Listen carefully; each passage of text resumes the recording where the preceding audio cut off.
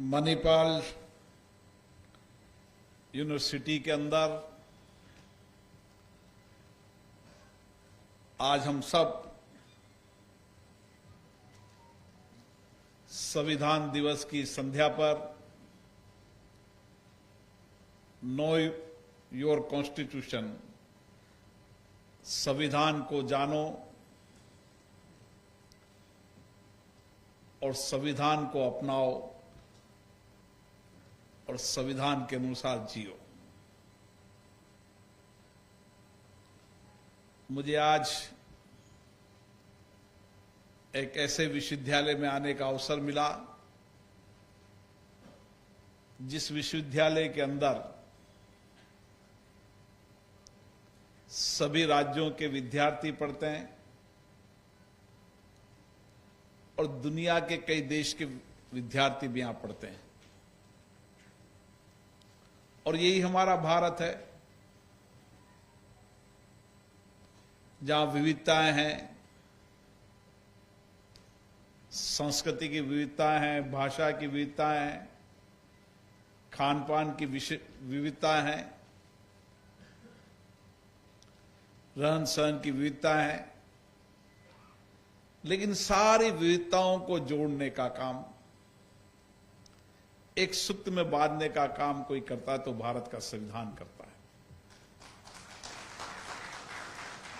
और इसीलिए इस विश्वविद्यालय से निकलने वाला विद्यार्थी जो अपने ज्ञान से, अपने इनोवेशन से, अपने चिंतन से, विचार से नए भारत के निर्माण करने के लिए, नए आकार देने के लिए आत्मविश्वास से यहां अध्ययन भी कर रहा है, शिक्षण प्रशिक्षण भी प्राप्त कर रहा है और निश्चित रूप से नए सपनों को पूरा करने के लिए दृढ़ संकल्पित है। हमारा संविधान इस देश की आत्मा है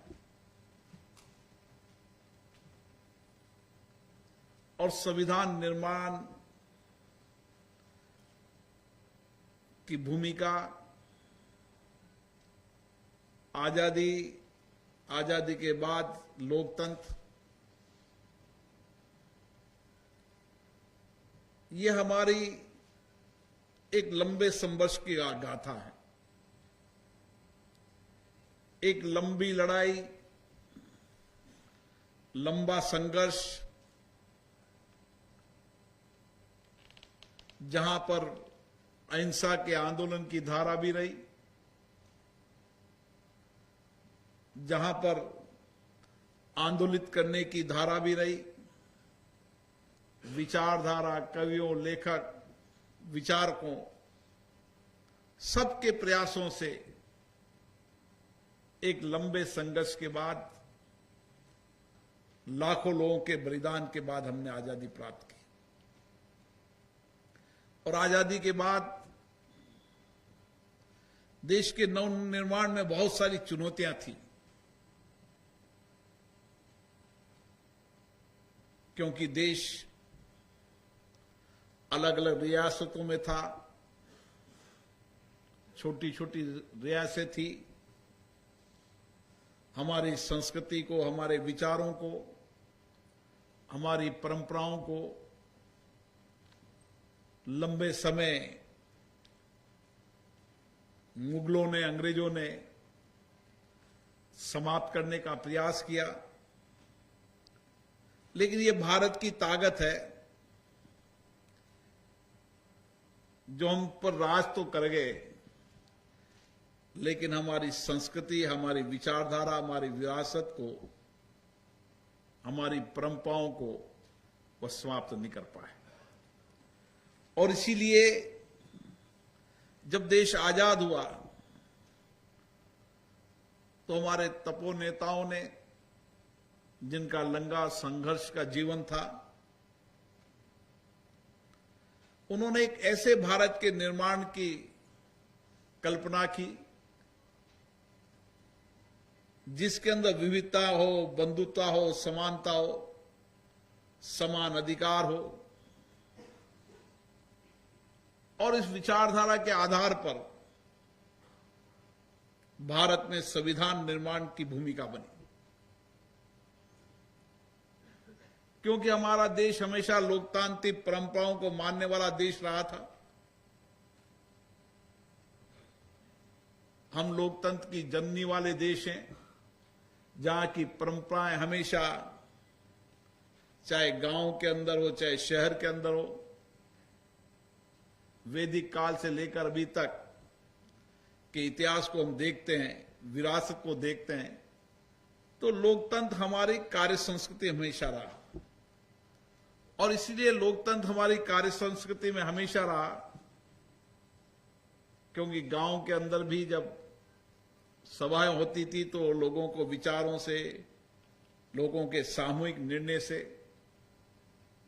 उस गांव में उस जो निर्णय होते थे उस निर्णय को देश, उस गांव मानता था। इस परंपरा के कारण हमने आजादी के बाद उसी परंपराओं का पालन किया और संविधान निर्माण करते समय भी लगातार 3 वर्ष तक एक लंबी चर्चा, संवाद, हर विषय पर चर्चा, संविधान के अनुच्छेद पर व्यापक विचार विमर्श, क्योंकि लोकतंत्र है इसलिए सहमति, असहमति, विचारों की भिन्नता, एक लंबी चर्चा, संवाद के बाद जिसमें सबके विचार आए, सभी विचारधाराओं के विचार आए, सारे प्रदेश की विविधताओं, संस्कृति के विचार आए, गांधीवादी विचार भी था, समाजवादी विचार भी था, क्रांति का विचार भी था। सब विचारधारा के लोग बैठे और एक लंबी मंथन चर्चा की, दुनिया के देशों के संविधानों का अध्ययन किया और उन सब में से जो अमृत निकला, जो अच्छे विचार निकले, उसको सर्वसम्मति से हमने संविधान का निर्माण किया। इसलिए मेरा मानना है कि इस 75 वर्ष की यात्रा के अंदर हमारे संविधान की डिबेट को हमें जरूर पढ़ना चाहिए। मेरे आने वाला विद्यार्थी, मेरा नौजवान जिसकी बहुत अपेक्षाएं, आकांक्षाएं हैं, जिसमें आत्मविश्वास भी है, नए इनोवेशन की क्षमता भी है, बौद्धिक क्षमता भी है, विचार भी है, उन सब बातों के साथ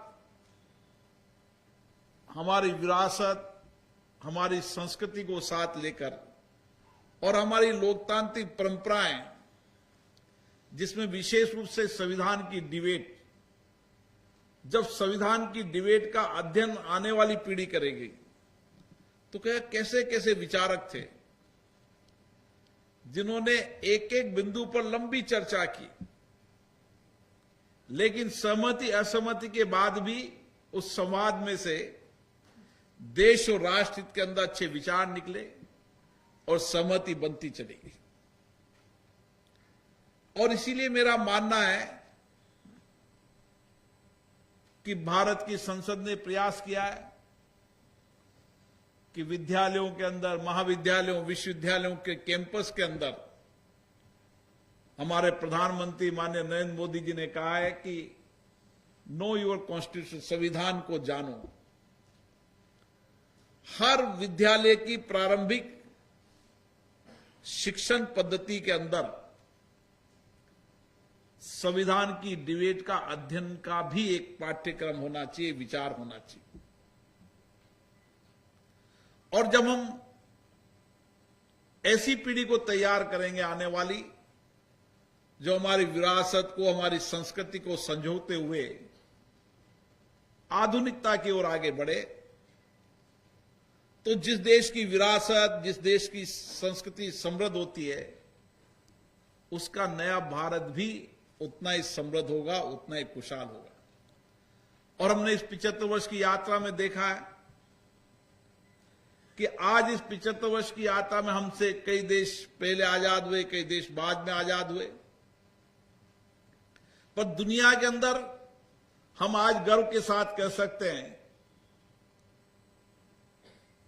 कि दुनिया के अंदर सबसे सशक्त लोकतंत्र हमारा है, मजबूत लोकतंत्र हमारा है। लोकतंत्र के प्रति लोगों की भागीदारी बढ़ी है, लोकतंत्र के प्रति लोगों का विचार विमर्श बढ़ा है, और इसीलिए दुनिया के अंदर सबसे बड़े लोकतंत्र के देश के अंदर भारत की एक प्रतिष्ठा है, और उसके साथ हमारे संविधान की भी प्रतिष्ठा दुनिया के अंदर है। आज भी दुनिया के लोकतांत्रिक देशों के लिए भारत का संविधान मार्गदर्शक है, और इसी संविधान में से हमने लोकतंत्र के संसदीय लोकतंत्र को अपनाया। जब आप संसदीय लोकतंत्र के इतिहास को पढ़ोगे तो गंभीर चर्चा थी, बहुत लंबी चर्चा की। दुनिया ने, देशों ने कहा कि इतनी सारी विविधता, इतनी भाषाएं, इतने धर्म, इसमें संसदीय लोकतंत्र चल नहीं सकता, भारत बिखर जाएगा, विघटन हो जाएगा। दुनिया के जितने विचारक थे, जितने भी लेखक थे, चिंतक थे, उन सबका मानना था कि भारत में संसदीय लोकतंत्र नहीं चलने वाला। लेकिन दुनिया को हमने बता दिया हमारी यही विविधता है, हमारी ताकत बनेगी, और आज दुनिया का सबसे मजबूत लोकतंत्र भारत है। और इसीलिए मेरा मानना है कि जितना हम संविधान पढ़ेंगे, जानेंगे, उतना ही देश के प्रति हमारा समर्पण बढ़ेगा, देश के प्रति हमारा सेवा का भाव बढ़ेगा, देश के प्रति हमारी भागीदारी बढ़ेगी, सहभागिता बढ़ेगी। क्योंकि संविधान के अंदर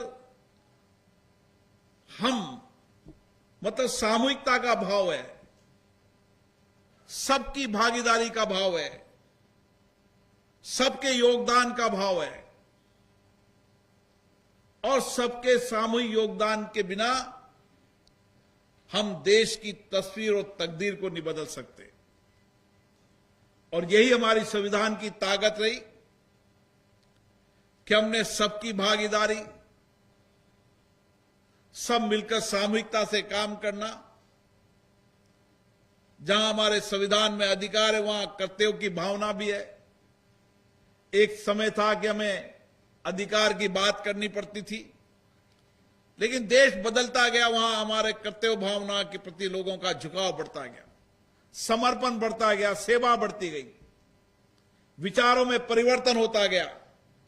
हमारी नई पीढ़ी जो बौद्धिक रूप से चिंतक है, जो दुनिया के अंदर जहां भी रह रही है उस दुनिया के विकास में योगदान दे रही है, ऐसी हमारी भावी पीढ़ी है। और आने वाले समय में हमारी सबसे बड़ी जो ताकत है, वह सबसे बड़ी ताकत हमारे देश का नौजवान है, जिसकी बौद्धिक क्षमता, जिसकी सृजनशीलता, जिसकी इनोवेशन, जिसकी विचार क्षमता, जहां आधुनिक ज्ञान भी है, विरासत भी है, जहां टेक्नोलॉजी भी है, जहां हमारी संस्कृति भी है, जहां आध्यात्मिक हमारी ऊर्जा भी है, सब कुछ सामूहिकता है। लेकिन सबसे पहले मेरा देश है। इस भावना से काम करने वाली अब हमारी पीढ़ी जिस तरीके से अभी काम कर रही, जो कार्य कौशलता कुशलता है, दुनिया में जब जहां भी जाता हूं, उस देश के विकास में, चाहे टेक्नोलॉजी का हो, चाहे प्रोफेशनल कोर्स के अंदर हो, उस देश के अंदर विकास के अंदर किसी का योगदान नजर आता तो भारत के नौजवानों का आता है। यह सामर्थ्य है हमारा। दुनिया के जितने भी विकसित देश हैं, उस सारे विकसित देशों के अंदर उस देश के आर्थिक, सामाजिक, टेक्नोलॉजी के अंदर और इनोवेशन के अंदर परिवर्तन करने की क्षमता और सामर्थ्य है तो भारत के नौजवानों का है। और यही क्षमता के कारण दुनिया में हम नेतृत्व करेंगे। और आज 75 वर्ष की यात्रा में हम देख रहे हैं, जब समय था लोग कहते थे कि देश में संसदीय लोकतंत्र रहेगा नहीं रहेगा, हमने संसदीय लोकतंत्र की परंपराओं को भी मजबूत किया। हमने देश को इसी संसदीय लोकतंत्र के माध्यम से विविधताओं के साथ, संघीय ढांचे के साथ, इस लोकतंत्र की परंपराओं के साथ देश को आगे बढ़ाने का काम किया। आज दुनिया भारत की ओर देख रही है, दुनिया भारत के नौजवानों की ओर देख रही है और दुनिया की चुनौतियों का समाधान भारत से निकल रहा है। और दुनिया की जितनी भी वैश्विक चुनौतियां हो, चाहे वह जलवायु परिवर्तन की चुनौतियां हो, वो चाहे आपदा की चुनौती हो, चाहे हमारी मेडिकल की चुनौतियां हो, जितनी भी चुनौतियां हैं, उन सारी चुनौतियों का समाधान का रास्ता निकल रहा है तो भारत से निकल रहा है। और इसीलिए आज हम गर्व के साथ कह सकते हैं कि हम इसी संसदीय लोकतांत्रिक परंपराओं से, सबकी भागीदारी से और कड़ी मेहनत करेंगे और कठिन परिश्रम करेंगे।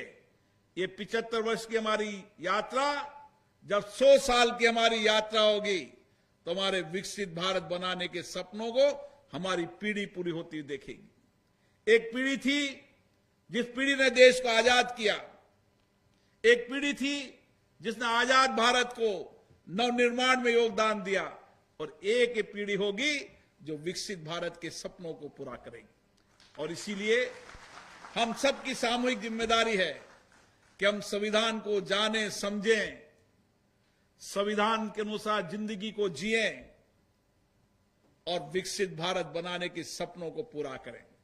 मुझे आशा है हम सब जिस क्षेत्र में जहां भी होंगे, पूरी सामर्थ्य से, पूरी कड़ी मेहनत से, पूरे परिश्रम से, जो भी हम में सामर्थ्य है और जो दुनिया में हो रहा है, वो सामर्थ्य हमारे नौजवानों में, हम और नए इनोवेशन करेंगे और नए रिसर्च के विश्वविद्यालय बनाएंगे। हमारे कैंपस दुनिया के रिसर्च इनोवेशन के केंद्र बनेंगे।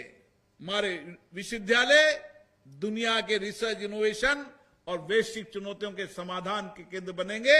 हम विकसित भारत के सपनों को भी पूरा करेंगे और दुनिया की वैश्विक चुनौतियों का समाधान भी इसी भारत की धरती से निकालेंगे। मेरा आप सबसे यही आग्रह है कि हम सब, हमारी आने वाली पीढ़ी को संविधान की परंपराएं, संविधान की बनने की प्रक्रियाएं, संविधान के विचार,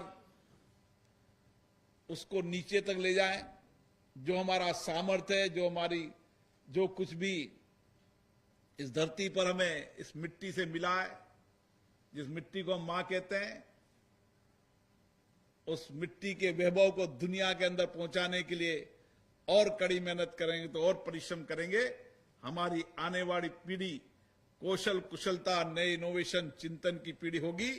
और जहां हम नए भारत के निर्माण का भी करेंगे, वहां दुनिया के अंदर भी वसुदेव कुटुंबकम, विश्व हमारा परिवार है, उस संस्कृति से सारे विश्व के अंदर इन विचारों को, इन कार्य पद्धतियों को लेकर जाएंगे।